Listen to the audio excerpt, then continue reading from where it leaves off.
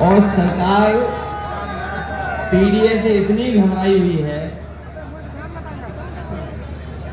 सरकार पीडीए से इतनी डरी हुई है कि उन्हें डीएपी में भी पीडीए दिखाई दे रहा है।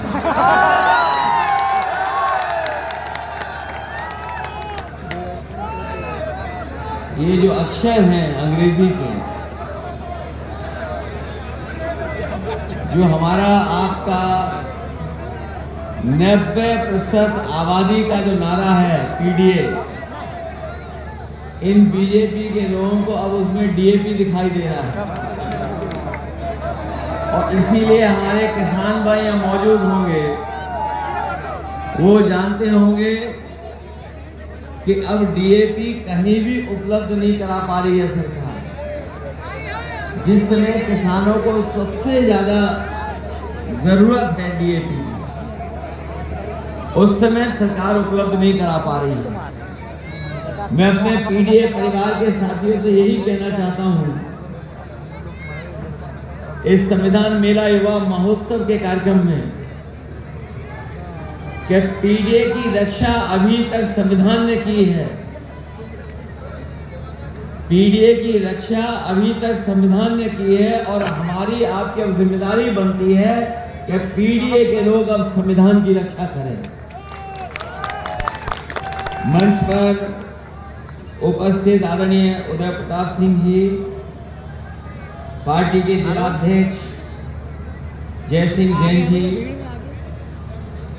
बहुत सब लोग उनको जानते हैं।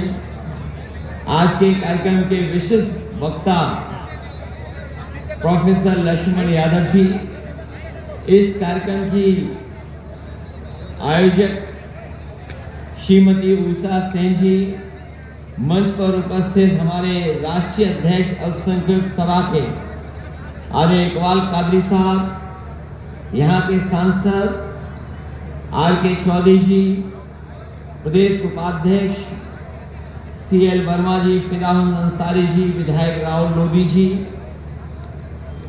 जिला महासचिव शब्बीर खान साहब, भरत यादव, आयोजक तानसेन जी, पूर्व विधायक गोमती यादव जी, पूर्व विधायक राजेंद्र जी, श्याम किशोर यादव जी, अमृत सिंह पुष्कर जी, हरगोविंद भार्गव जी, सोनू कनौजिया जी, श्रीमती राजबाला रावत जी, हाल ही में हमारे साथ और समाजवादी पार्टी में शामिल हुए पूर्व जिला पंचायत अध्यक्ष विजय बहादुर यादव जी, गणेश रावत जी, रामगोपाल यादव जी, गुड्डू लोधी जी, विदेश पाल जी, अंकित मौर्य जी, शिवसेन यादव जी, मनोज कुमार पाल जी, दर्शन गौतम, महेंद्र नीरज प्रजापति जी, अतुल प्रजापति, अजय रावत, श्रीमती प्रतिमा सिंह जी, यशवीर लोधी जी, श्रीमती सुधा गौतम जी से लेकर के बहुत सारे हमारे जिम्मेदार और सम्मानित नेता भी मंच पर हैं। बहुत ही अवस्था से लेकर के बड़ी संख्या में महत्वपूर्ण समाजवादी साथी हमें हर तरफ दिखाई दे रहे हैं। हमारे समाजवादी साथी, मैं सबसे पहले आयोजकों को बहुत बहुत बधाई देना चाहता हूँ कि एक ऐसा कार्यक्रम किया है जहां पर हमारे अपने साथियों को संविधान और संविधान का जो रास्ता है उसमें बोलने का मौका दिया है। और जिस तरह के माहौल में आज हम और आप हैं, हम लोग समय समय पर देख रहे हैं कि संविधान पर कितना खतरा मंडरा रहा है।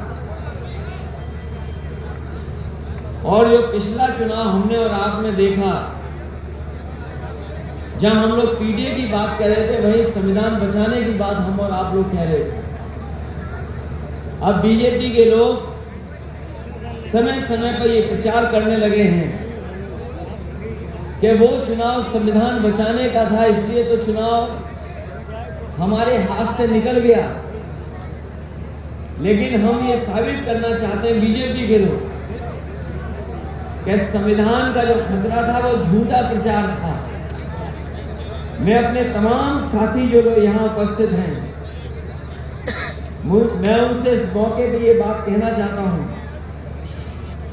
कि जब तक भारतीय जनता पार्टी उत्तर प्रदेश में सरकार में है, और दिल्ली में भी भारतीय जनता पार्टी की सरकार है। हमें और आपको मिलकर के ये संविधान बचाने की लड़ाई लगातार लड़ती रहनी पड़ेगी। और संविधान तब तक नहीं बचेगा, संविधान तभी बचेगा जब दिल्ली और लखनऊ में सरकारें जो बैठी हैं उनका पूरी तरीके से सफाया हो जाएगा। जब तक सफाया नहीं होगा तब तक संविधान के ऊपर खतरा दिखाई देगा। आज हम और आप लोग जो यहाँ इकट्ठे हैं, हम और आप लोग ये भी जानते होंगे समय समय पर ये भारतीय जनता पार्टी हमारे और आपके ऊपर एक जातिवाद का आरोप लगाती है कि जब भी हम समाजवादी लोग पीडीए की बात कहते हैं या संविधान की बात को रखते हैं, तो ये भारतीय जनता पार्टी के लोग हमें और आपको जातिवादी को लेकर के आरोप लगाते हैं। ये कोई जातियां हम लोगों ने नहीं बनाई हैं। इस देश में कोई मनु बाबा थे, उन्होंने ये सब गड़बड़ कर दिया। जो इतिहास तो जानते होंगे, एक मनु बाबा रहे, उन्हीं ने सब गड़बड़ कर दिया और उसी की वजह से हम और आप लोग सब जातियों में बटे हुए। वही हमारे बाबा साहब भीमराव अंबेडकर जी का संविधान हमें बांटता नहीं है, हमें आपको जोड़ता है, हमें आपको अधिकार दिलाता है। और ये बाबा साहब भीमराव अंबेडकर जी का जो संविधान है, यही हमें और आपको सम्मान दिलाता है। इसलिए संविधान को बचाना सबसे बड़ी लड़ाई हमें और आपको मिलकर के लड़ाई लड़नी है। जिस समय चुनाव में हम लोग थे, उस समय हर जगह हम लोग ये कहते थे, और आज भी उस बात को मैं दोहराता हूं कि संविधान हमारे और आपके लिए संजीवनी है। ये संविधान जो हमारा है वो हमें रक्षा करता है। हमारा ये संविधान हमारी ढाल बनकर के हमारी रक्षा करता है। ये संविधान हमें समय समय पर शक्ति देता है।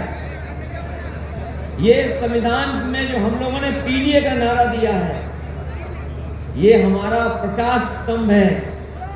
और संविधान ही हमारी सुरक्षा से लेकर के रक्षा कवच बनकर के हमारी रक्षा करने का काम करता है। इसलिए संविधान बचेगा तो हम और आप लोग बचेंगे। और हम और आप लोगों की अब जिम्मेदारी बनती है कि जो लोग संविधान पर समय समय पर उंगली उठाते हैं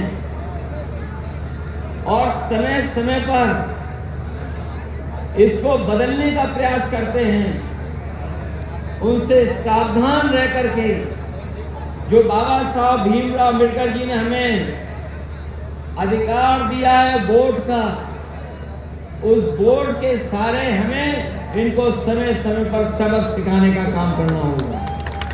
के साथ इन भारतीय जनता पार्टी के लोगों ने भेदभाव करने का काम शुरू किया था। और जो लोग नारा देते थे कि 1 नेशन 1 इलेक्शन,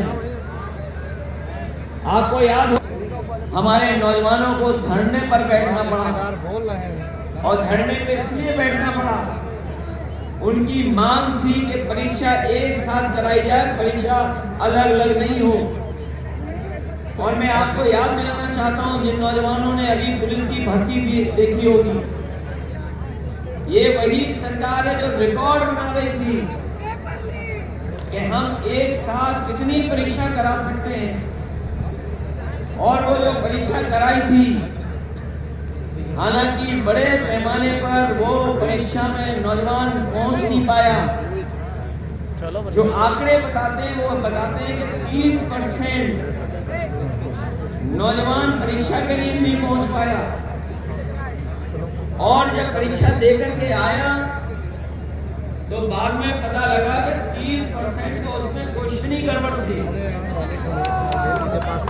ये हमारे नौजवान साथियों की जिन्होंने पुलिस की परीक्षा देखी और ये बीजेपी के लोग इसलिए करना चाहते हैं क्योंकि बीजेपी के एजेंडा में नौकरी नहीं है। बीजेपी के एजेंडे में नौकरी नहीं है। नौकरी होगी तो आरक्षण होगा, इसीलिए नौकरी नहीं देना चाहते क्योंकि वो हमारा और आपका आरक्षण छीनना चाहते हैं।